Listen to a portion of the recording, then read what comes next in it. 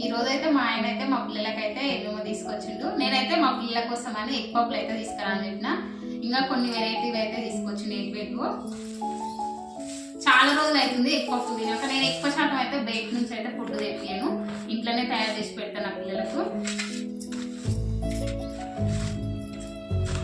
4 egg పప్పులు అయితే తీసుకొచ్చిండు. వచ్చినాయి కానీ నేనైతే ఇవేం తినలేను, ఓన్లీ ఎగ్ పప్పులే. అలాగే ఇవేంటో బాక్స్లో అయితే తీసుకొచ్చిండు. బిస్కెట్లు ఉన్నాయి, ఏవో వెరైటీ బిస్కెట్లు. ఇప్పుడు బిస్కెట్లే కావచ్చు, సేమ్ ఉన్నాయి బాక్స్లో అయితే. కేక్ ఉంది ఇందులో అయితే. ముగ్గురికి 3 కేకులు,